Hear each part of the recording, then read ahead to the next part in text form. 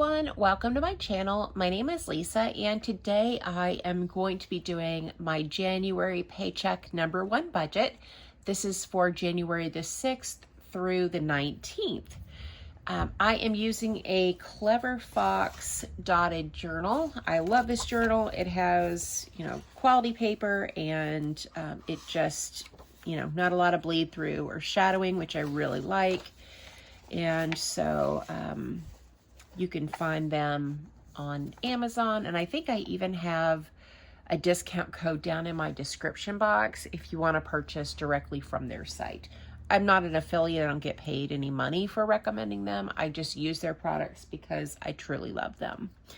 All right, so I went ahead and wrote down all of my categories just to save a little bit of time.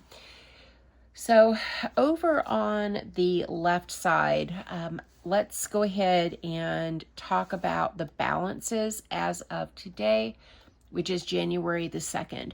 I don't have anything coming out or going into my accounts between now and the time that I am paid.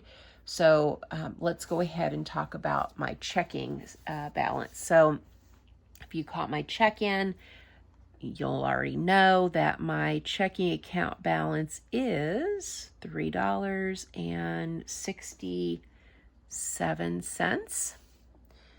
My savings balance, and this is for emergency funds, and I have exactly $10,000 that is being transferred from my Simmons account over to Ally. And I'll put up a quick screenshot over on the right-hand side of my checking balance. So you'll see it has, well, right now it's $10,067 because the $10,000 still hasn't been pulled yet. Savings is $10,000. And then my Roth IRA, I'll put over on the right, and that balance is $7,756.79.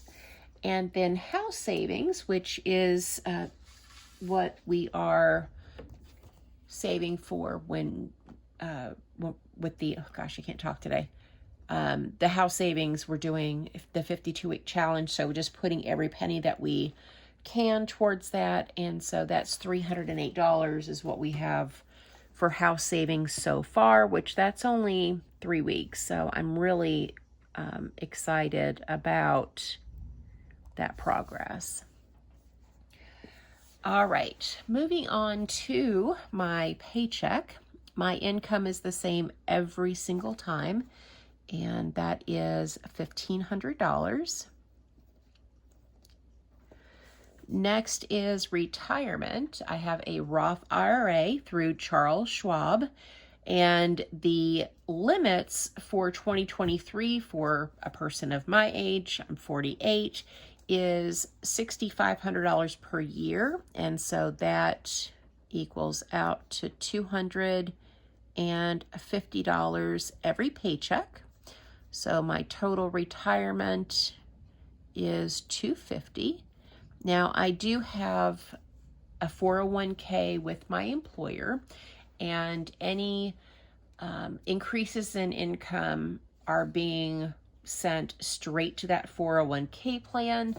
I am fine sharing these totals here, but my increases and my 401k, that part of my income I am going to keep to myself. Next up, we have fixed expenses. And the first expense is half of the rent. We're going to set aside $310. Now, I have a lot of new subscribers. If you're new here, I am renting just a little single wide mobile home from my ex-husband. The rent includes $500 for rent, $92 for the internet, and the remaining amount per month is for the trash pickup. So half of that every month is $310. So my monthly rent internet and trash comes to $620. Next, we have the electric bill, and I'm going to budget $200. It's been unseasonably warm here in Central Arkansas. I don't know if we'll need all 200, but I would rather budget more and not need it than to budget too low and be short. So 200 for this check, or this month rather. And then I have a line item for my friend Lauren. I am going to send her $25. She crocheted. She's a crochettier. Sounds so funny when I say it. She's a crocheter, and she does beautiful work. She actually has an Etsy shop that I will have linked down below. She does custom stuff, and I asked her if she would do just some crocheted roses so I can put them on my table for when I'm filming as a decoration. And so she's asked me to pay $25, which includes the shipping. Now I know this is a YouTube expense. I don't get paid from YouTube until the 21st of the month. When I get paid from YouTube, I will pay myself back the $25. Don't worry about that. I'm going to do better this year, keeping my personal check and my business income completely separate, including expenses.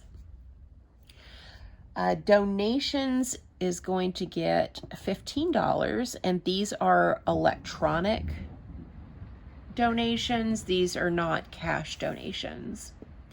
So my total fixed expenses is, see, there's 510 plus 40. So 550. No, that's not right. Why do I have 800? Oh, because I had my Roth IRA in my notes. That's okay. Let me do this one more time since it's different. 200, 25, and 15 is 550. Okay, next are my cash expenses, and the first expense is food and entertainment. And let me tell you why. My friend Vicky is coming for a visit. She's going to be here between, she'll arrive on the 14th. She's staying till the 17th. And I don't want to allocate anything extra to entertainment. I don't think I have much food, excuse me, that needs to be purchased. And so I'm just tacking on entertainment so that you guys know that this money, if, we decided to go out to dinner or go to a comedy show, or I need, maybe some extra gas to go to Hot Springs, which is a national park, to go sightseeing, whatever it is, I'm going to tap into this budget for entertainment and with when my friend comes. So with that said, I'm going to stick with $100 a week. I mean, there's no change here, so it's still $200. And she knows I'm on a budget. She knows I'm very, very, very strict with my budget. And so, I probably won't have to spend a lot of this, if anything at all, but I just want to be prepared and have it earmarked just in case.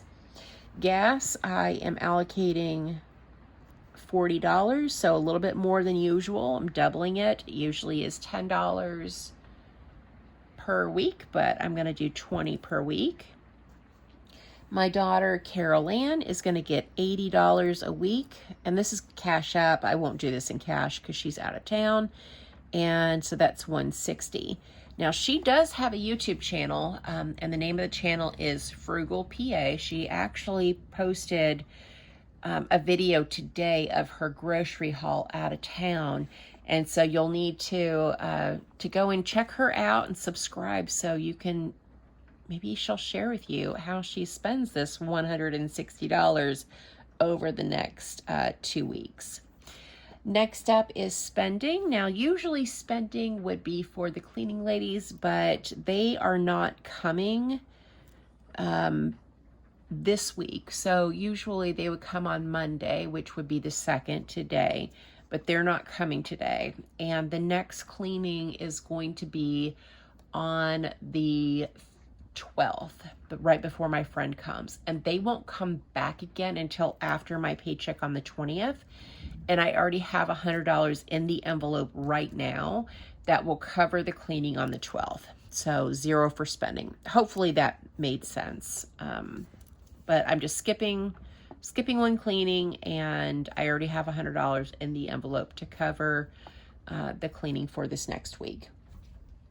Next up, we have lawn care, and the lawn care is going to get $75. Now, most of the leaves have already fallen and have been blown away, but there's still some more on the trees, so I still expect they'll come back. So we have, let's total this up, 200 plus 40 plus 160 plus 75 is $475. Now we are moving on to sinking funds. I have 4 sinking funds: gifts, car insurance, car maintenance, and fur babies. Gifts is for birthdays, Mother's Day, Father's Day, and Christmas. Car insurance is paid every 6 months. I think it is due again in March, I think. Car maintenance is an open-ended fund for, oil changes, tire rotations, that good stuff. Fur babies is for vet visits, and I contribute $20 a week. So each one of these is going to get $40. So no change here.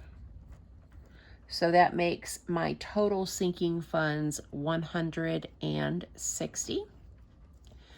So now let's go ahead and take my income and subtract all of these expenses to find out how much we can set aside for house savings. So $1,500 minus $250 minus $550 minus $475 minus $160 is $65.